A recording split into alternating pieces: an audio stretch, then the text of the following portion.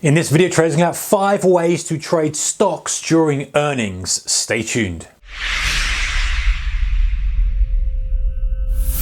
Hey guys, warm welcome to you. Thank you for joining me. All right, so earnings season comes around, all seems to come very, very quickly. We have loads of stocks earnings. We have some stocks we know are going to kind of be volatile, potentially volatile, and we're positioned for them. Some we kind of know that they've got a history of not doing much. And then some surprises come out there. But the good thing about it is always opportunity.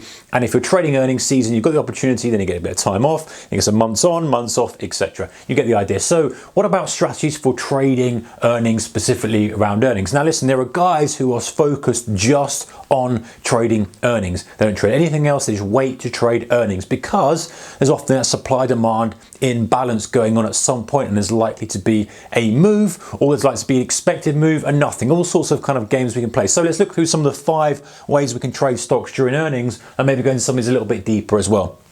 So first one, I'm going to put these into a category here, guys, because these are, in my opinion, not as good as others. And that's just personal preference. I do know some people who trade in this way. Anyway, using options pre-earnings. So using options, kind of buying and selling, spreads of options, iron condors, all these kind of stuff. And there's loads of videos about options on the channel if you want to go and check out some more information about strategies, etc. And of course, Google as well. But there are strategies where you can take advantage of a bigger than expected move in earnings, as in the stock price has a bigger than expected move, or a less than expected move. So there's ways of doing that. Now for me, that's not really an edge that I feel I have. Some people do it and do it consistently and seem to have an edge for that, and that's fine.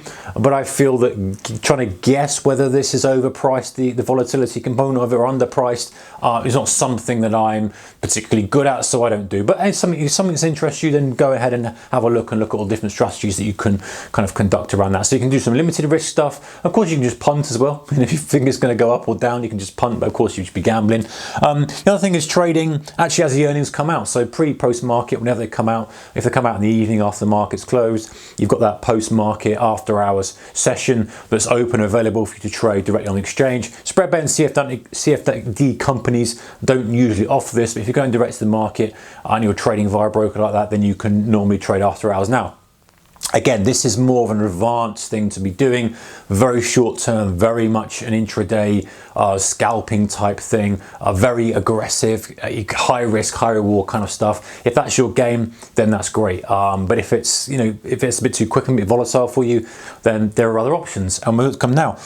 Number 3, guys, is trading gap strategies. So gap strategies, we've really got multiple gap strategies, and I've gone into these in depth in other videos, but if you can imagine, if that was our close here, and this is our open here, okay, we've got a couple of things that can happen. We're either going to chug and fill the gap, and we can end up buying a kind of pullback here for a gap fill, or we may just get a kind of move lower that peters out and then kind of moves up, or we may just get a continuation of the gap. Keeping it broad for now, I'll go into more detail before, but those are the kind of things. So we can have a selection of strategies that we use for a gap, and then we look for clues during that first kind of 15 minutes, maybe an hour worth of trade, that maybe guide us to one or the other of those. So gap strategies are a good way of trading earnings. And also as well, you can filter for stuff that's gapping. So you literally don't know what you're going to trade, but it might come up and say, oh, Tesla's up 14% today, Home Depot's down 5%, or whatever stock you're trading, and you go, right, well, that's within my parameters, and let me watch that and let me see if that brings up one of my preferred strategies that I've already got ironed out and planned out. Number 4, guys, is trade trend strategies. So, not necessarily for a gap, but very often earnings are a catalyst for a new trend or continuation of a trend. So good earnings or bad earnings or whatever it may be, forget about what the earnings are for now, but if there's like a trend day that's initiated after the earnings, then you might say, well, actually now I can implement my trend trading strategy, buying a pullback or whatever that may be, and you're just literally filtering for stuff that's trending after the earnings catalyst. Again, doesn't matter what the earnings are, but if you can see that supply demand imbalance, you can jump on it. So that's not a bad one as well. Number 5 is trade second day strategies. So very often you might well get a lot of action the first day, and the actual higher edge potentially, depending on what you're trading and how you're trading, is on the second day. So you get lots of key levels of intraday support and resistance that have happened. Maybe you get a big move that's closed at highs. Maybe you get an intraday reversal that's kind of pushed up and closed at lows. All sorts of stuff that can set up a really good opportunity for day two after the earnings. And so then if you want to do that, you're literally looking through all the earnings of that day in the evening when you get back or whatever. Or after the market's closed, scan through and look for specific patterns that you like for day two.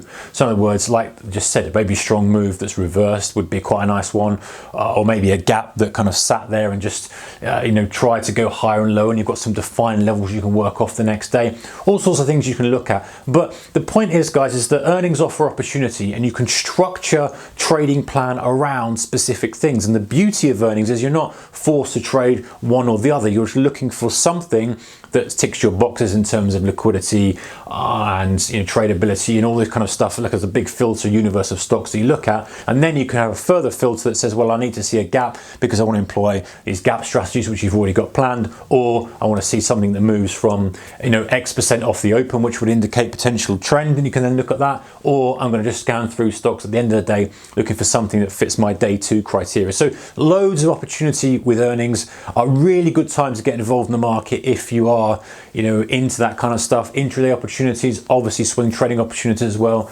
But of course, risk is there, so you've got to have a risk management strategy that goes in place with it. And also after earnings, can continue to get gaps on day 2 and 3. So holding overnight, be aware that when that bell's gone and the market's closed, then the risk is kind of unlimited and you can't control it. But if you accept that, there's some rewards that potentially go with that as well. All right, guys, so those are 5 ways to trade stocks during earnings. I'll see you in the next one. Take care. Bye-bye.